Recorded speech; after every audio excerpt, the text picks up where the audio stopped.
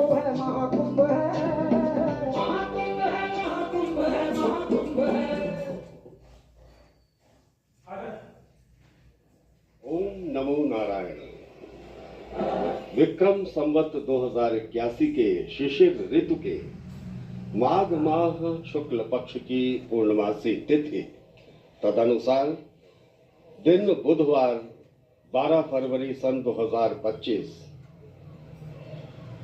महाकुंभ 25 के अति महत्वपूर्ण अमृत पर्व स्नान माघी पूर्णिमा के सुअवसर पर तीर्थराज प्रयाग के कुंभ नगर में त्रिवेणी तट अर्थात संगम नूस से मैं अनिल त्रिपाठी अपने साथी कमेंटेटर प्रोफेसर गिरिजा शंकर शास्त्री एवं दूरदर्शन के अपने सभी अन्य कर्मयोगी साथियों के साथ दूरदर्शन के आज के सजीव प्रसारण में आप सभी दर्शकों श्रोताओं का हार्दिक स्वागत और अभिनंदन करता हूं।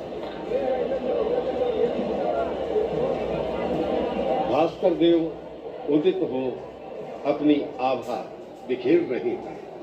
नमः सूर्याय शांताय सर्व रोग निवारणे आयुर्रोग्य मैश्वर्यं देहि देवः जगतपते। भगवान भास्कर अभी अभी पूर्वी क्षितिज में अपना दर्शन दे रहे हैं और उधर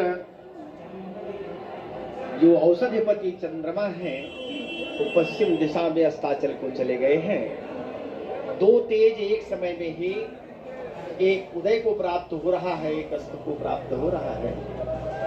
तो ये संसार को अपने इस व्यवस्था से नियमित कर रहा है कि हमको कभी भी ये मानकर नहीं चलना है कि उत्कर्ष ही होता रहेगा।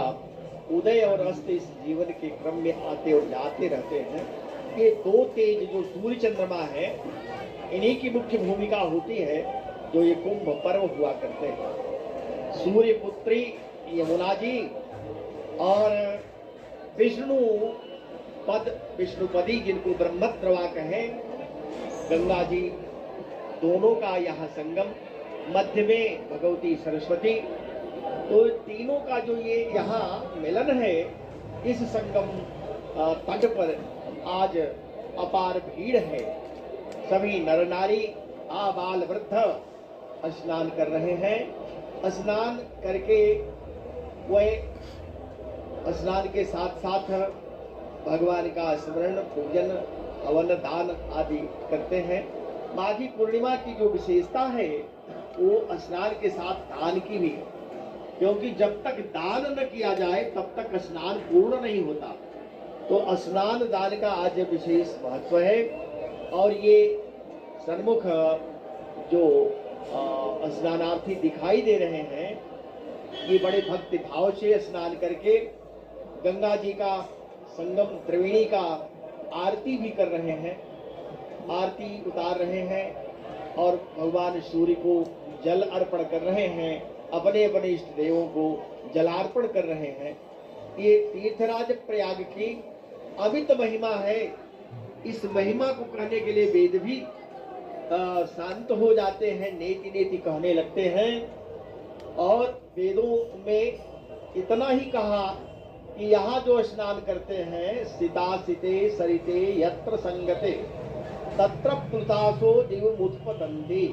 सित असित, सित माने गंगा जी, असित माने यमुना जी। सरिते यत्र संगते, जहाँ दोनों का मिलन हो रहा है, तत्र प्लुतासो दिवमुत्पतन्ति, यहाँ जो स्नान करता है वो द्युलोक को प्राप्त हो जाता है। तो यह त्रिवेणी कहाँ तक है ये जानना परम आवश्यक है, क्योंकि जितने श्रद्धालु आते हैं सबका एक ही लक्ष्य है कि हम संगम तक पहुंचे। तो कहा गया है शास्त्रों में कि यावत त्रिवेणीम बीजानीयात, वहां तक, यावत त्रिवेणीम बीजानीयात, कहाँ तक, तावत माने वहां तक बेड़ी को जाने, यावत षटकूल दर्शनम, जहां से षटकूल का दर्शन होने लगता है। तो षटकूल का अर्थ यही है कि 6 जो किनारे हैं, तट बनते हैं, गंगा जी के दोनों तट, यमुना जी के दोनों तट, और दोनों मिलकर के जब आगे छतनाग की ओर से वाराणसी के लिए प्रस्थान करते हैं तो वो दो तट हो जाते हैं। इसको सटकूल कहा गया है। तो तावत वेणीम बिजाने यावत सटकूल दर्शनम, जहां से सटकूल का दर्शन मिले उसको आप वेणी जाने, त्रिवेणी जाने। इसलिए यह दुराग्रह नहीं करना चाहिए कि हमको बिल्कुल जहां गंगा यमुना का मध्य हो रहा है वहीं स्नान करें। ये कभी भी नहीं विचार करना चाहिए। जहां स्थान मिल जाए सबको वहां स्थान पर पहुंच करके, गंगा जी मिल रही हैं, यमुना जी जहां है अथवा दोनों आगे जहां बढ़ रही हैं, सर्वत्र पूरे सटकूल में गंगा जी यमुना जी का ही संगम है। इस पूरे पंचकोश को, 5 कोश को गंगा यमुना का संगम ही माना गया। शास्त्र यही कहते हैं। यह नहीं है कि कोई एक निश्चित पॉइंट पर ये स्नान करना है। ये जब आग्रह होता है तो निश्चित ही अपार भीड़ बढ़ जाती है और धक्का मुक्की होना स्वाभाविक है। स्नान में बाधाएं उत्पन्न होती हैं। स्नान में जब बाधा उत्पन्न होती है तो स्वाभाविक है कि जिस पुण्य के लिए हम आए हैं हमको पुण्य प्राप्त होगा, वह पुण्य अपूर्ण हो जाता है, अधूरा हो जाता है। इसलिए दूसरे को भी अवसर देना चाहिए। अपने शास्त्रों में कहा ही है कि हमको हमेशा आत्मनः प्रतिकूलानी परेशान न समाचरे। हमारा ये धर्म कहता है, हमारा शास्त्र कहता है, सनातन धर्म का डिंडी मूल घोष है कि देखिए आप ये सारे धर्मों का निचोड़ जान लीजिए। व्यास जी ने कहा श्रुत्वा धर्मान शेषेण, अशेष धर्म को सुन लीजिए, जो धर्म का निचोड़ है इसको जान लीजिए। श्रुत्वा धर्मान शेषेण, और ये क्या है अशेष धर्म? कहा कि बस आत्मनः प्रतिकूलानी श्रुत्वा चैवाप्य धारिताम, सुनकर धारण भी करिए, ये नहीं हो कि आचरण में न उतारिए, बस सुन लीजिए। क्या है वह? आत्मनः प्रतिकूलानी परेशान न समाचरेत, जो अपने लिए प्रतिकूल हो वैसा आचरण दूसरों के साथ कभी न करें, क्योंकि धक्का मुक्की से निश्चित ही आप भी प्रभावित होंगे, दूसरा भी प्रभावित होगा।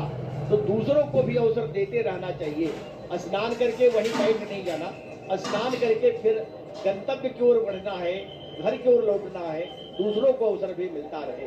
तो ये जो भारी भीड़ दिखाई दे रही है, जो सब हाथ हिलाते हुए गंगा जी को ये प्रणाम करते हुए, त्रिवेणी को प्रणाम करके अपने गंतव्य की ओर भी बढ़ रहे हैं। और संगम नोच पर, जिसको हम संगम नासिका कहते हैं, यहाँ अपार भीड़ दिखाई दे रही है। स्नानार्थी स्नान कर रहे हैं, सकुशल स्नान कर रहे हैं।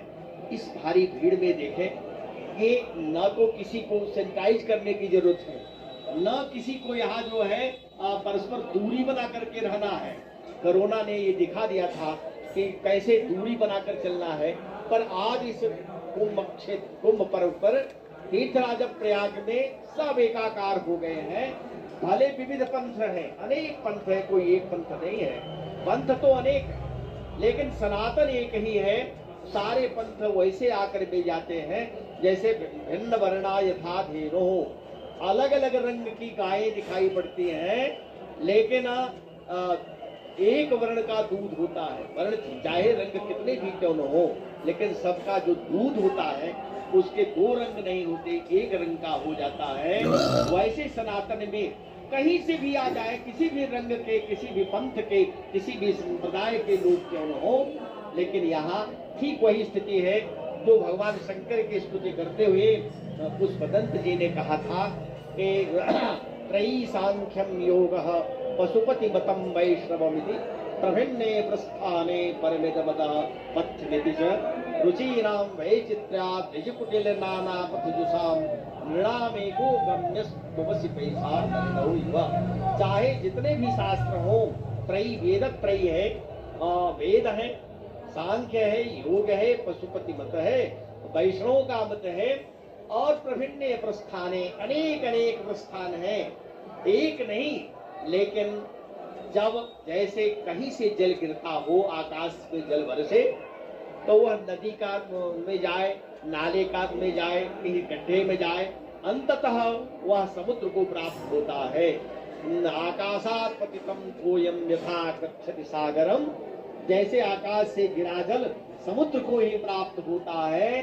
केशवम, उसी प्रकार से अगर हमने प्रणाम किया, सर्वदेव नमस्कारः, किसी देवता को हम प्रणाम कर रहे हैं, अंततः केशवम प्रतिगच्छति, वो भगवान को ही प्राप्त हो जाता है। आज इस त्रिवेणी की महिमा, त्रिवेणी में एक सीता सिते सरिते, जहाँ सीता सित जब है यमुना गंगा, तो कहा ये क्या बन गई है, तो ये छत सीता सिते यत्र तरंग चामरे, इनकी जो तरंगे उठ रही हैं, लहरें उठ रही हैं, ये चामर चमर बन गई है। सीता सिते यत्र तरंग चामरे नद्यौ विभाते मुनिभानुपुण्यके, नद्यः दो नदियों की, तीन नदियों के, नद्यः बहुवचन है, नदी नद्यौ नद्यः, तो तीन नदियां विभाते मुनिभानुकन्यके, मुनिभानु एक तो मुनितनया जन्मतनया गंगा जी और दूसरी भानुतनया सूर्यपुत्री यमुना जी, तो ये दोनों सीता सिते चामरे नद्यौ नीलाकपत्रम पटेव साक्षात अक्षयवट जहाँ विराजमान है, तीर्थराजो उस तीर्थराज प्रयाग सर्वोत्कर्षशाली है।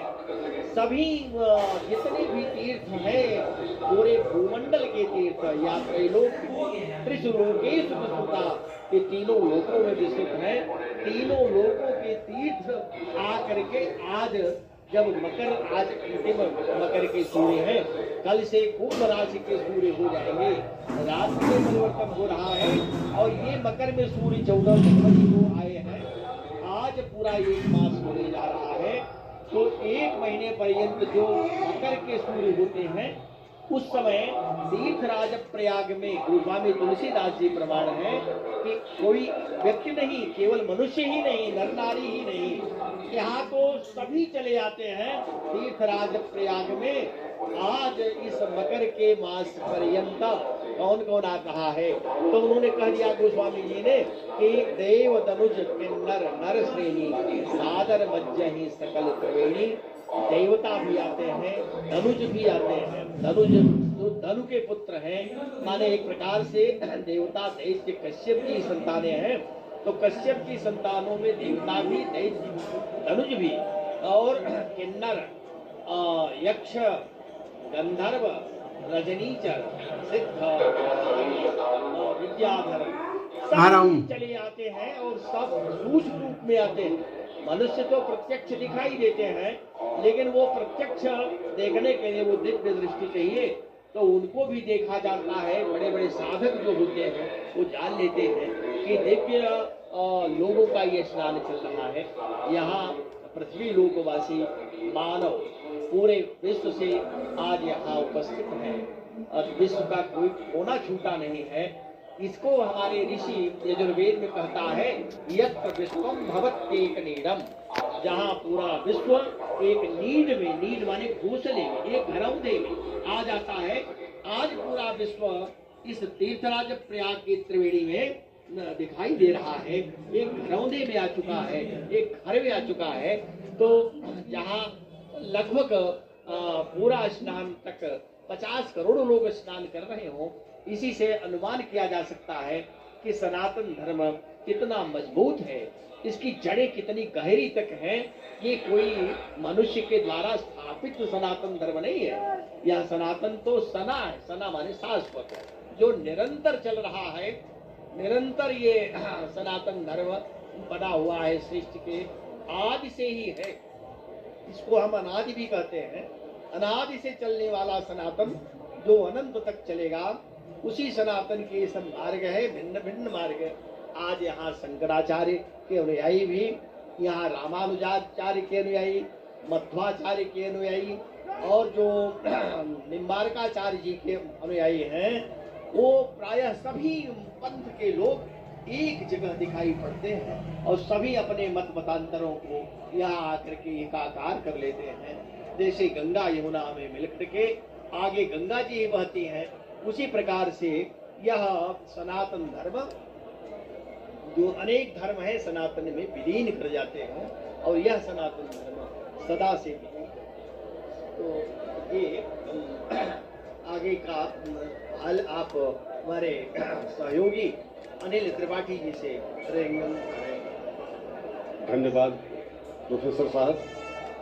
ये दृश्य हम देख रहे हैं संगम नासिका पर श्रद्धालुओं के स्नान के। प्रफुल्लित इनके मुखार बिंदु ये स्पष्ट संकेत दे रहे हैं कि पूर्ण तृप्ति प्राप्त हुई है इन्हें पुण्य की एक डुबकी लगाकर। और ये दृश्य आह्लादित कर देने वाले दृश्य है। नौकाएं आ रही हैं, जा रही हैं, लोग संगम तट की ओर जो भी साधन जैसा मिल पा रहा है उसका उपयोग करते चले जा रहे हैं। और ये देखिए, ये दृश्य, ये तो भाव विभोर करने वाले दृश्य हैं। बूढ़ी माँ का हाथ पकड़े ये श्रवण कुमार ले आया है अपनी माँ को गंगा तट के निकट, और कहीं ना कहीं माँ ने ये इच्छा व्यक्त की होगी कि बेटा ये तो कुंभ पर्व है और महाकुंभ पर्व, 144 वर्षों के बाद ये सुयोग बनता है। और फिर आज तो माघी पूर्णिमा का दिन है। ब्रह्मवर्त पुराण के अनुसार माघी पूर्णिमा वो दिन है जब भगवान विष्णु स्वयं जल में निवास करते हैं। और शास्त्र सम्मत मान्यता है कि भगवान विष्णु का मत्स्य अवतार भी आज ही के दिन हुआ था। अब इन तथ्यों के आलोक में अनुमान लगाना कठिन नहीं कि माघी पूर्णिमा की तिथि अर्थात आज का दिन कितना महत्वपूर्ण है। ये सभी स्नानार्थी संगम तट पे पुण्य की डुबकी लगाकर उसके बाद देखिए ये आराधना कर रहे हैं। जब स्नान प्राप्त हो जाता है तो वो आराधना मनोवांछित फल प्राप्ति के लिए भगवान सूर्य देव को भी अर्घ देते हुए आराधना करते हैं और माँ गंगा का भी वंदन पूजन करते हैं। और ये सब क्यों होता है? ये सब इसलिए होता है कि ये तीर्थ राज प्रयाग है। पुराण वर्णित और शास्त्र सम्मत इस बात के उल्लेख मिलते हैं कि तीर्थराज प्रयाग की महिमा अपरंपार है। श्रुति प्रमाणम स्मृतयः प्रमाणम पुराणम मत यत्र परम प्रमाणम यत्र गंगा च यमुना प्रमाणम स तीर्थराजो जयति प्रयागा। ये तीर्थराज प्रयाग है और ये दर्शन आप कर रहे हैं गंगा के, और गंगा के निकट ये वृक्ष ये ऐसा जान पड़ रहा है जैसे संकेत दे रहा हो कि हरा भरा जीवन हमारे सभी भक्तों का होगा। सदैव उनके जीवन में हरियाली खुशहाली बनी रहेगी। ये अंजलि में जल लेकर अर्पित करते हुए आज के दिन विशेष रूप से किसी भी पवित्र जल में स्नान किया जाए। गंगा तो परम पवित्र नदी है, किंतु विधान है कि किसी भी जल में आप स्नान करें वो पुण्यदायी होता है। यदि आप कहीं दूर दराज के क्षेत्र में बैठे हैं, किसी कारणवश नहीं आ सकते हैं तीर्थराज प्रयाग, तो निराश होने की आवश्यकता नहीं है। ये देखिए यहाँ पे पशु पक्षी सभी ध्यानमग्न दिखाई पड़ते हैं। तो आप अपने घर में ही स्वच्छ जल लीजिए, उसमें कुछ बूंद गंगा जल डालिए और बस हो गया आपका पुण्य स्नान। ये सभी पक्षी देखिए यहाँ ऐसा मालूम पड़ रहा है कि ये भी प्रतीक्षारत थे इन सभी श्रद्धालुओं के दर्शन करने के लिए। और कहते तो ये भी है कि आज के दिन पृथ्वी पर सभी देवी देवता भी पधारते हैं यहाँ की पवित्र नदियों का स्नान करने के लिए। तो क्या पता इन पशु पक्षियों के भेष में, इनके रूप में कहाँ कौन से देवता विराजमान हैं। और पशु पक्षी ही नहीं, ये आपके जितने साथी सहयोगी श्रद्धालु आपके आसपास चल रहे हैं, ये सब